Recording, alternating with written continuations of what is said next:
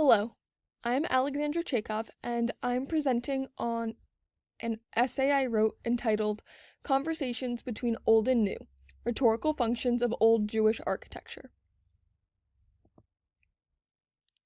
So why should we care about Old Jewish architecture? To begin, buildings are full of history. They're built with a specific purpose and culture in mind. A residential house, a building for a business, all have different purposes, and depending on where they're built and who they're built by, they have a certain culture enacted in them. But because people see buildings constantly, a lot of things in them can really fail to be noticed. Along with this, old buildings tend to get remodeled or restored, where a lot of those architectural features that are very old that might have rhetorical meanings behind them are then taken out or adjusted so they don't have that same meaning anymore. While Judaism also has a long history, and Jewish rhetoric is something that needs more focus in the field. It's an area of rhetoric that can use a lot more research, as there's so many different forms and different aspects of Jewish culture that could be looked at through a rhetorical lens.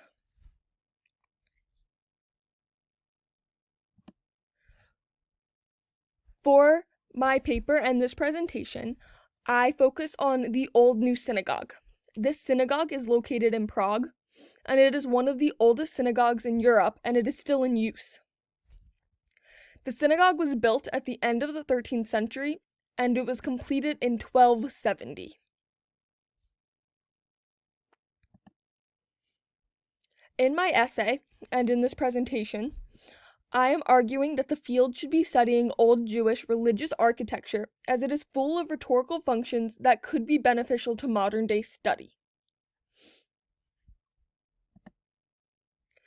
Before looking at the architecture of the Old-New Synagogue, it's important to figure out how to look at architecture. Architecture tends to get looked at the way a text is, but that's actually not the most efficient way to look at architecture.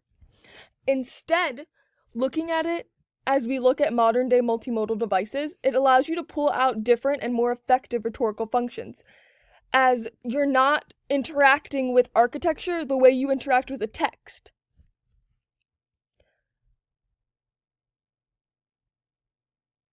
By looking at buildings in more of a multimodal way, it allows a person to see what the building is being used for, how the people that use the building are interacting with it, instead of just looking at the way the building was designed.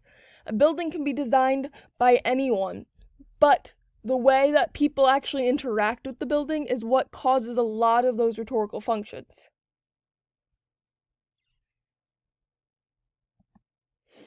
To begin, I pulled out the instances of the number 12 being used in the Old-New Synagogue. So the number 12 in Judaism is often in reference to the 12 tribes of Israel. So if you can see in the picture on the side of this screen, there is a vine with all the leaves there, and it actually has 12 vines there. There's also 12 bunches of grapes here at this entrance that I couldn't find a photo for to show, but through reading about the synagogue, it was mentioned quite a few times. So while the number 12 can be in reference to the 12 tribes of Israel, it can also represent wholeness and the completion of God's purpose in Jewish culture. This photo here is showing an entranceway. By having the number 12, which can represent wholeness and the completion of God's purpose, right as you enter a building, it allows a Jewish person that's going to the synagogue to practice their faith to feel comfortable. It has that rhetorical function to allow them to say, this is a place of worship that I feel comfortable in. It's a place that feels whole. To move on, the number 12 is also seen in other places in the building. The building has 12 seen in the fact that there are 6 bays with 2 windows each in the synagogue. When that's all added up, it equates to the number 12. While it is possible to look at this as the number 2 or 6, since the number 12 represents wholeness, it only makes sense to add these things up together, that there are 12 windows total there.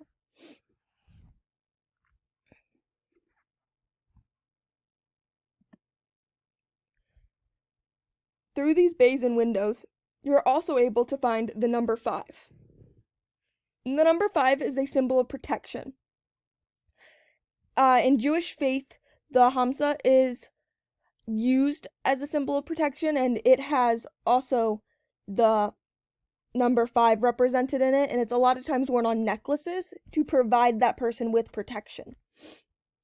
And the number 5 can also represent the books of Moses or Psalms, as there's 5 books in them. So the number 5 is seen in this photo in the fact that there are 5 ribs in each of the bays in the synagogue. This is supposedly unusual based on my research. A lot of times, the ribs in these bays are in 4s or 6s, but the synagogue had chosen to use 5, which could be due to the luckiness of the number 5, or maybe to separate themselves from a lot of Christian buildings' usage of things like the number 4, which can be seen in the cross. Either way, by having the ribs equate to the number 5, it's allowing a Jewish person to feel safe. They feel protected in the synagogue as this rhetorical choice is being used. Along with that, if you move on to the exterior of the building, the number 5 can be seen in these indentations in the stonework. There are 5, which actually is really similar to the look of the Hamsa, as the shape of the hand, where it has the number 5. So before they even step into the building, a person is able to feel protected, to feel like if they are in that building, if they are using the Old-New Synagogue as a place of worship, they can feel protected in the building.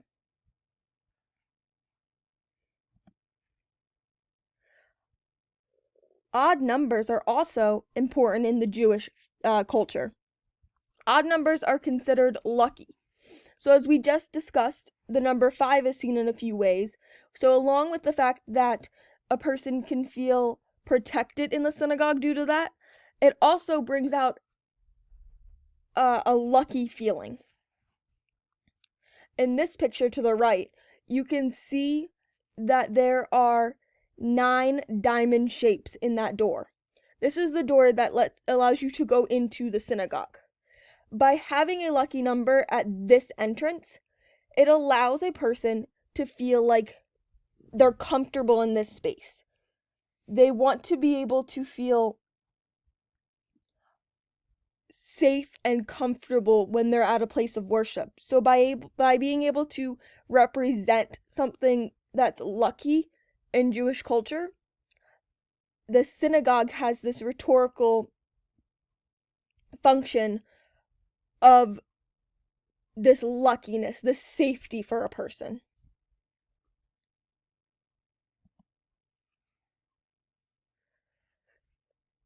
So the connection with classical rhetoric through the architecture and the Jewish rhetoric would be the fact that there are various types of persuasive discourse in classical rhetoric, 2 of which can be seen in the architecture of the synagogue. One of these persuasive discourses would be forensic, which refers to the defending of actions of the past. This can be seen in the fact that there are things that represent the history in Judaism. So the number 5 possibly being in reference to the 5 books of Moses or Psalms. This is showing that the architectures are defending Jewish history. The other type of persuasive discourse would be ceremonial, which refers to celebrating in the present. This can be seen in the fact that the synagogue's architecture is still celebrating Jewish culture. Because these cultural things that are seen in the architecture, these numbers as the number 5 of protection or these odd numbers of luckiness, can be pulled out in the architecture, and that's something that can be done almost 8 centuries after the building was built. By being able to still celebrate these cultural elements shows that there's this persuasive discourse that is happening. To conclude, I have a quotation from the essay itself from the conclusion.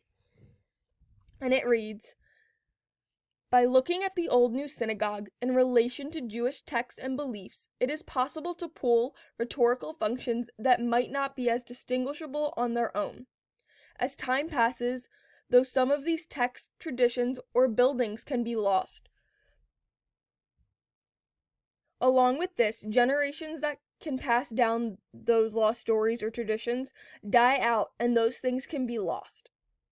By studying these buildings and continuing to find and preserve Jewish beliefs, as rhetoricians, we are helping to ensure that these elements of Judaism aren't lost.